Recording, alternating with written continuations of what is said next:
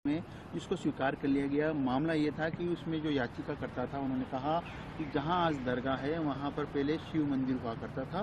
Court ने इसको स्वीकार करते हुए सुनवाई के लिए तारीख भी मुकर्रर कर दी। क्या कहना है, क्योंकि इसको लेकर पूरे देश भर में अलग अलग प्रतिक्रियाएं सामने आ रही है। देखिए, वैसे तो जहाँ तक मुझे जानकारी है कि बाबरी मस्जिद जब गिरी थी तब शायद 15 अगस्त 1947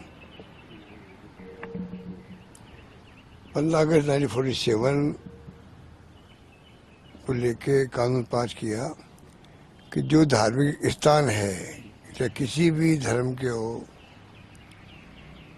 उन सब धार्मिक स्थानों को 15 अगस्त 47 तक जो बने हुए हैं उस पर कोई क्वेश्चन नहीं होना चाहिए, शांति स्थापित हो जाए। और शांति स्थापित हुई भी है। 30-35 साल हो गए। अब ये 2-4 साल में जो जब से ये आरएसएस बीजेपी सरकार आई है और कुछ लोग जो है धर्म के नाम पर, अब एक तो राजनीति चल रही है देश में, चुनाव चाहे महाराष्ट्र का हो चाहे वो हरियाणा का हो या पार्लियामेंट के हो, सारे चुनाव ध्रुवीकरण के आधार पर जीते जा रहे हैं और खुल के धर्म के आधार पर ये लोग अपने टिकट बांटते हैं। तो स्थिति तो बड़ी विकट है देश के अंदर। स्थिति इजी नहीं है। ये तो खैर इनको देखने की बात है, खुद को जो आज शासन में है, शासनकर्ता की जिम्मेदारी बहुत बड़ी होती है। सत्ता में जो है उनकी जिम्मेदारी होती है विपक्ष को साथ लेके चले, विपक्ष की भावना का आदर करे, जो ये नहीं कर रहे। दुर्भाग्य से पक्ष विपक्ष में इतनी दूरी ज्यादा हो चुकी है, तेरे को दुश्मनी हो ये हो चुकी है। जिम्मेदारी तो सत्ता पक्ष की थी, विपक्ष तो आलोचना करेगा आपकी, उसका काम यही है, कमियां बताएगा आपकी, पर उसकी तरफ कोई ध्यान नहीं दिया गया और दूरियां बढ़ती गई, बढ़ती जा रही है। वो अपनी जगह है।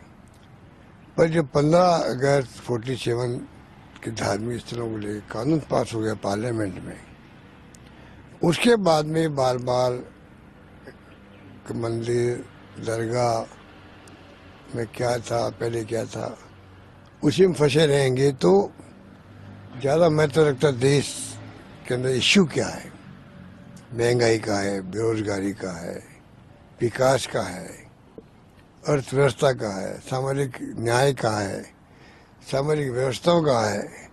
और हिंदू मुस्लिम सिख ईसाई फारसी की बात हम करते हैं, अलग अलग भाषाएं इस देश के अंदर है और इस देश के अंदर अलग अलग जातियाँ हैं और इस कुनबे को एक रखना ही बहुत बड़ी चैलेंज की बात होती है और रखा गया है कांग्रेस द्वारा और कामयाब रहे हम लोग। अब जो ये है, बजाय इन बातों में जाने के, जब आरएसएस कहता मैं सांस्कृतिक संगठन है, हिंदुओं की रक्षा करते हैं, सब जातियों के साथ लेके चलते हैं, तो हिंदू तो चाहे वो दलित वर्ग के हों, चाहे ओबीसी के हों, चाहे वो कोई कास्ट के हों, सब हिंदू हैं। हिंदुओं को एक नहीं कर पा रहे लोग। छुआछूत हो रही है, ये मानवता पे कलंक है देश के अंदर, मानवता पे कलंक है। और आप कहते हो वो भी हिंदू है, ये भी हिंदू है। तो सबसे पहला काम आरएसएस को करना चाहिए कि जो छुआछूत देश के अंदर है,